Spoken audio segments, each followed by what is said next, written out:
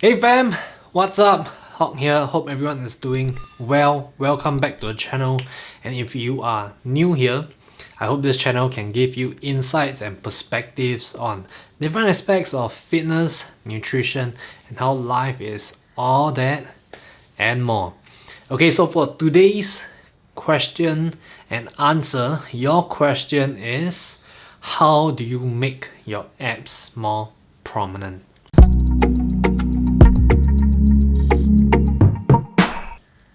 So for this question, and as with most questions, in terms of how to make a muscle group more defined, there are two ways you can go about this. Firstly, you want to shed the fat off, alright, that increases the definition, the visual definition of it. And the second way is to actually grow the muscles itself. So let's touch a bit more and go a bit more in depth into each of this approach.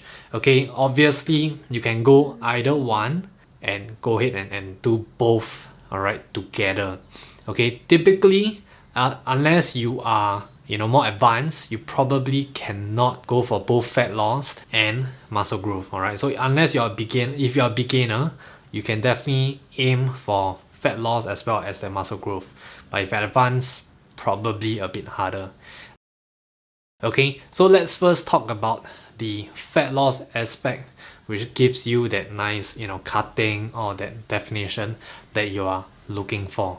So in terms of, let's talk about, your abs specifically. So we all know that you can't really spot reduce abs, okay, but let's talk about nutrition aspect. What can you do to actually get rid of that layer of stomach fat or belly fat? Okay, so in terms of nutrition, we all know that you have to be in a caloric deficit in order for you to lose the weight.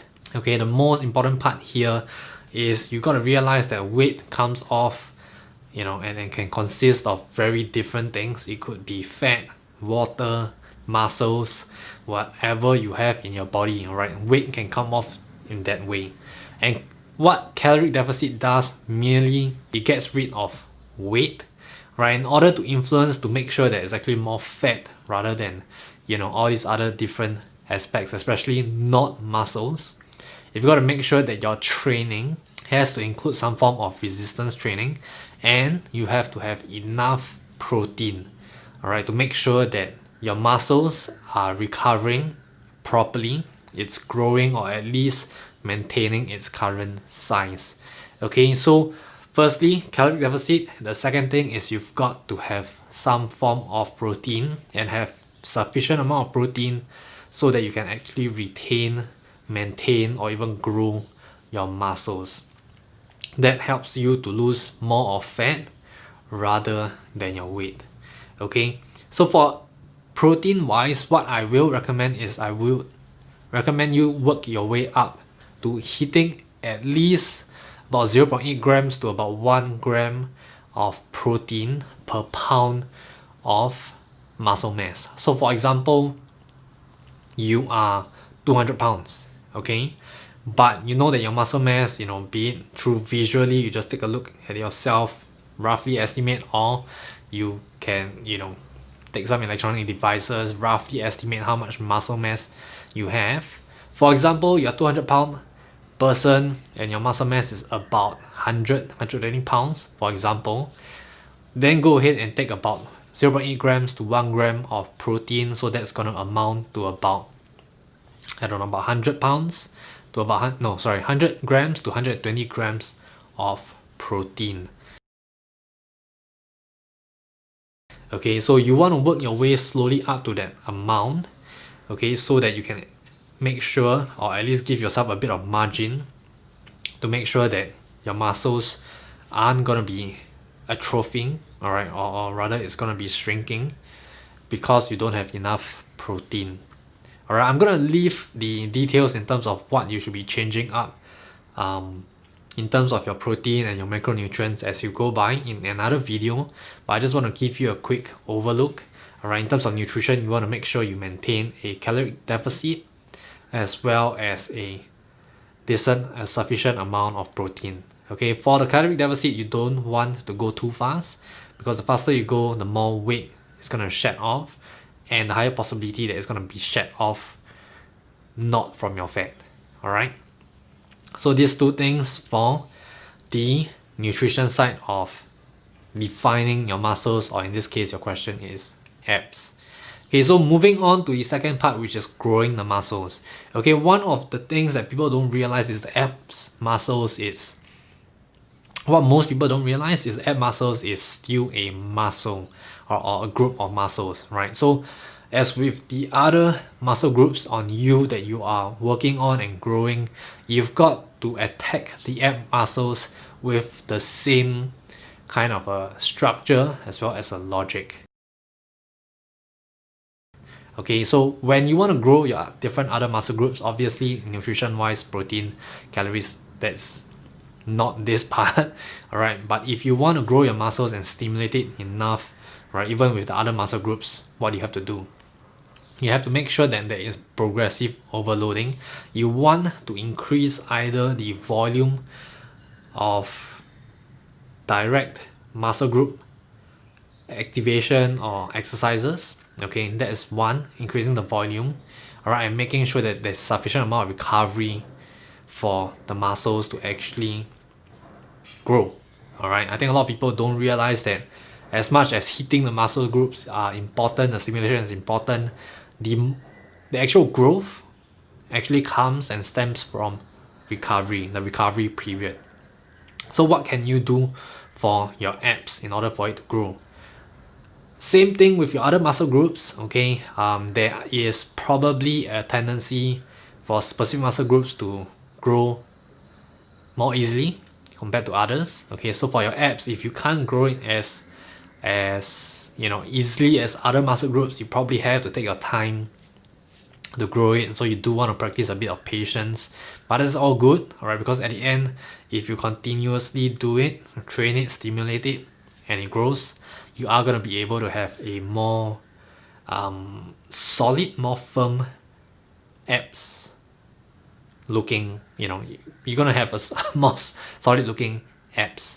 Okay, so in terms of abs, you do want to target it directly. So things like planks and all those core exercises which focuses more on stability are not going to be what you're looking for. Alright, in order to train the muscle, you got to go through some kind of flexion and extension, alright, going through that full range of motion. So things like core, which basically just is more of a sustained period of holding it there, probably not what you're going to want to go for. Instead, things like crunches, okay, it could be lying down on the floor crunching up, or it could be reverse crunches where your legs are lifting up, or you could be doing exercises where you are probably hanging from a bar or resting on a pad, and what you do is actually raise your legs up, and that's going to target a bit more of your lower abdominals. Okay, you have to realize that abs, in order for abs to get activated, it's all about spinal flexion. Alright, so just because you're doing some crunches doesn't mean you're actually activating the muscles. You do have to make sure that you are flexing the spine, right? Curling the spine as much as possible so that you can achieve the full range of motion of your abs. Okay, so what you want to do is choose exercises like this with spinal flexion and extension that targets the abs, and what you want to do is make sure they are working on the abs a bit more frequently. The same thing with other muscle groups, you want to attack it at least twice a week. And of course, if you want to primarily focus on it, you can go up to 3, even 4 times, just making sure that you're not overworking it in the sense that you are able to recover, after a day or 2, okay, and hit the abs again. For most natural lifters, you probably will do well with a day of rest in between for a bit, For the people more enhanced, obviously you probably want to hit more of it. Okay, so having 1 day of rest in between your ab workouts are going to be good, and what you want to do is make sure that you're building up the volume. Same with the other muscle groups as well. So when I'm talking about volume is the amount of weight you're using, the amount of sets, then the amount of reps that you're doing for that particular exercise, or rather not just the exercise but specific to that muscle group. Alright, you could do crunches with balls, weights, what have you. All of this together adds up to the total volume that you're doing and using for that particular muscle group, okay, which is what is going to be registering from the muscle point of view. Okay, so one other thing that I think people don't realize is weights. Okay, so using weights is useful and also can be critical in terms of ab development. I think a lot of people are just doing body weight abs exercises and you don't realize that using weights and the same thing, tackling it the same way as you're tackling other muscle groups, will also help to stimulate your abs muscles and help break it down. And then when you recover through rest as well as your nutrition, you will be able to bring up the size of your abs itself. Okay, so as a quick recap, in terms of building the muscles itself, you do want to make sure that there is progressive overloading in terms of the volume. You want to make sure that your abs exercises are chosen correctly, not your core exercises. Your abs exercises should be spinal flexion involved. It could be your lumbar or your thoracic, which is your middle of your body as well as your lower half of your spine, right, where it's flexing. That's the other thing. And you do want to make sure that you're giving enough recovery in between your workouts so that you are allowing it to grow. Okay, so last thing with the workouts wise, be patient. Okay, it is a muscle group that it's probably going to take a bit more time, but if you keep attacking it more frequently, 2 to 3 times per week, and allowing yourself to enjoy that journey, after a couple of weeks or months, probably not weeks, a couple of months, you'll probably start to see the difference. Alright, so if you want, you should put these principles together with the nutrition, the deficit, as well as your protein intake. These are going to work synergistically, synergistically together, alright, to help you shed the fat as well as grow the muscles, and that's how you can basically define your abs, make it more prominent, make it pop. Okay, so let me know in the comments below if this was insightful. Did you know that abs exercises are not exactly the same as core exercises? Alright, and that abs exercises actually require a bit more flexion rather than just stability. Okay, let me know in the comments below. And as usual, if you've liked this video and you want more video like this, please go ahead and also comment what other questions do you have, because I pick these questions out and I do that for the next video. As always, stay safe, stay happy, practice gratitude, alright, and love each other, love yourself. I think that's really important to start with, and just love the world for how beautiful it is. Till the next one, it's Hock here.